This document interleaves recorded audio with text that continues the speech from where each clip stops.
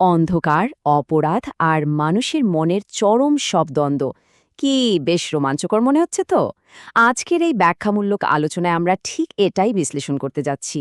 Fyodor দস্তয়েভস্কির বিখ্যাত সাহিত্যকর্ম crime and পানিশমেন্টের গভীরে ডুব দিয়ে আমরা দেখব ঠিক কী কারণে একজন মানুষ অকল্পনীয় কোনো অপরাধের পথে পা বাড়ায়, মানুষের মনস্তত্ত্ব কিভাবে ভেঙে পড়ে, আর সেখান থেকে কিভাবে আবার ঘুরে দাঁড়ানো সম্ভব।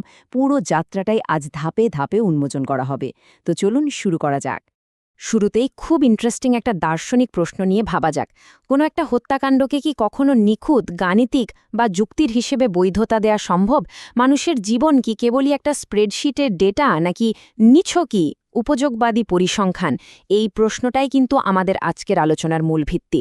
এর উত্তর খুঁজতে গিয়েই আমরা দেখব চরম যুক্তিবাদ কিভাবে আমাদের প্রথাগত নৈতিকতাকে একেবারে গোড়া থেকে চ্যালেঞ্জ করে বসে।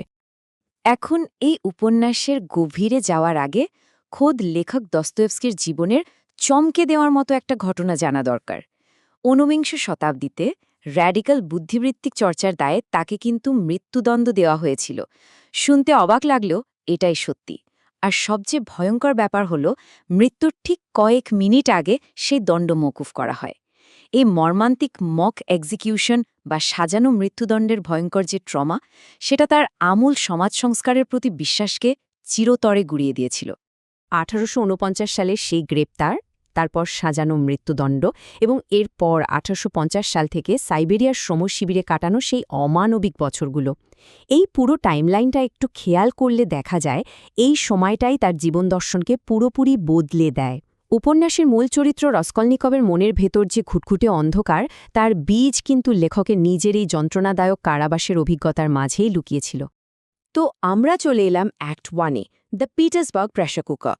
চলুন দেখা যাক একটা নির্দিষ্ট চারপাশ বা পরিবেশ কিভাবে মানুষের মনকে একেবারে গ্রাস করে নেয়।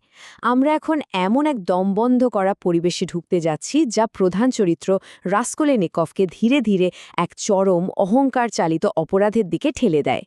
ঊনবিংশ শতাব্দীর সেন্ট পিটার্সবার্গের এই চিত্রটা একবার কল্পনা করা যাক।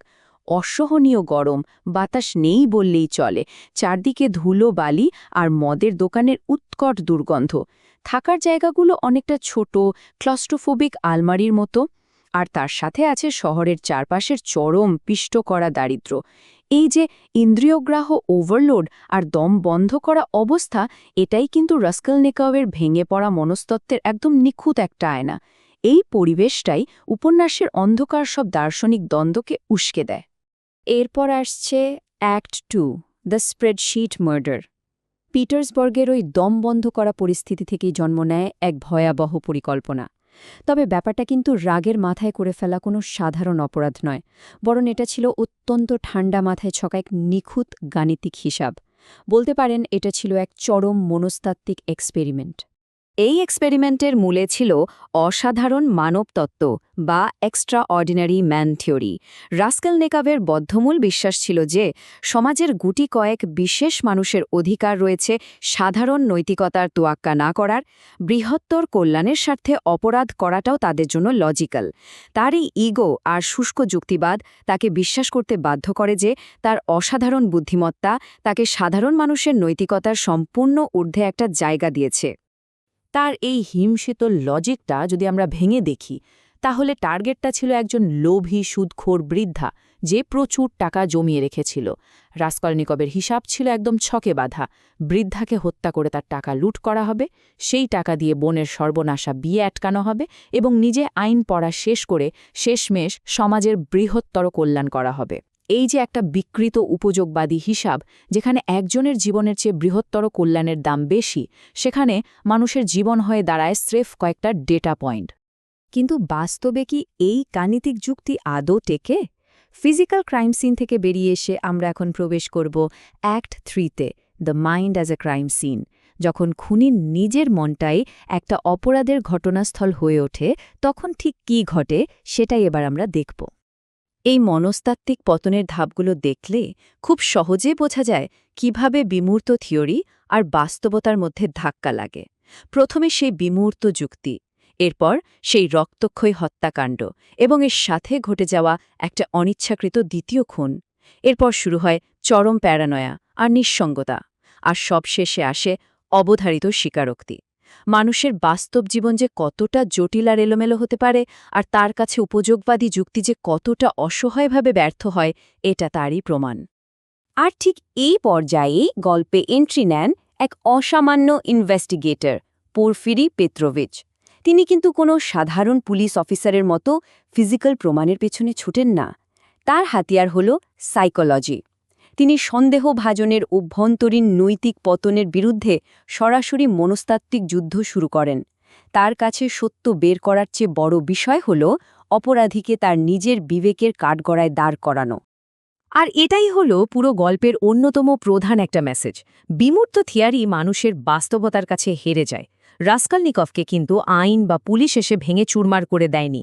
মানবতা এবং সমাজের সাথে পুনরায় যুক্ত হওয়ার তার নিজের ভেতরের যে সহজাত তাগিদ, সেটাই শেষ পর্যন্ত তার অহংকার চালিত একাকিত্বকে ভেঙে গুড়িয়ে দেয়। এবার আসা যাক অ্যাক্ট 4, দ্য ফিলসফিক্যাল ফয়েলস।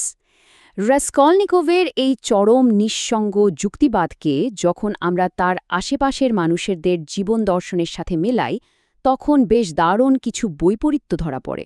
সবচেয়ে বড় কন্ট্রাস্ট বা বৈপরীত্যটা দেখা যায় রাস্কলনিকভ আর সোনিয়ার মধ্যে। একদিকে রাস্কলনিকভ, যে তার ঠান্ডা মস্তিষ্ক, ইগো আর উপযোগবাদী লজিক নিয়ে একেবারেই একা। অন্যদিকে সোনিয়া, চরম দারিদ্র্য আর যন্ত্রণার মাঝেও সে বিশ্বাস এবং নিঃস্বার্থ আত্মত্যাগের পথ ধরে রেখেছে। সোনিয়ার এই সহানুভূতিশীল রূপটাই প্রমাণ করে যে কেবল শুষ্ক বুদ্ধিমত্তা নয়, বরং বিশ্বাস আর আত্মত্যাগই হল মুক্তির আসল পথ। এরপর যদি রাস্কলনিকভের সাথে সুইদ্রিগাইলেভের তুলনা করা হয়, তাহলে আরেকটা ভয়ঙ্কর দিক সামনে আসে। রাস্কলনিকভ অন্তত তার কাজের একটা অর্থ খোঁজার চেষ্টা করছে, নিজের বিবেকের দংশনে জ্বলছে।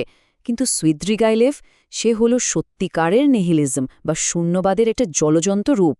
সে সব ধরনের নৈতিকতাকে ছুঁড়ে ফেলেছে, যার ফলে তার জীবন হয়ে উঠেছে চরম একঘেয়ে আর অর্থহীন।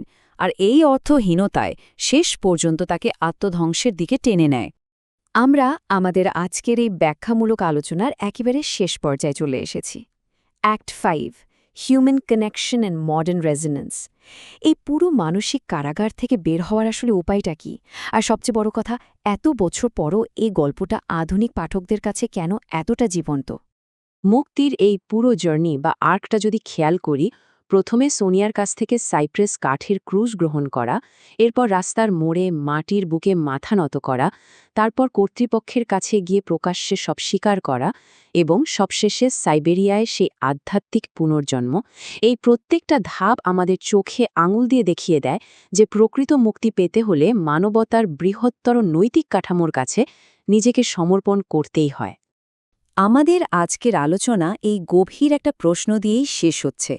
আমরা কি সত্যি আমাদের ভেতরের অন্ধকার প্রবৃত্তিগুলোকে লজিক দিয়ে ঢাকার এই প্রলোভন থেকে বের হতে পেরেছি? নাকি রাস্কলনিকভের এই অস্তিত্বের সংগ্রাম আসলে আমাদের সবারই প্রতিদিনের সংগ্রাম? লাগামহীন অহংকার আর আত্মকেন্দ্রিক যুক্তির বিরুদ্ধে এই চিরন্তন লড়াইয়ের কারণেই ক্রাইম অ্যান্ড পানিশমেন্ট আজও আমাদের এত গভীরভাবে ছুঁয়ে যায়। এই চিন্তাটা নিয়েই আজকের মতো এখানেই শেষ করছি।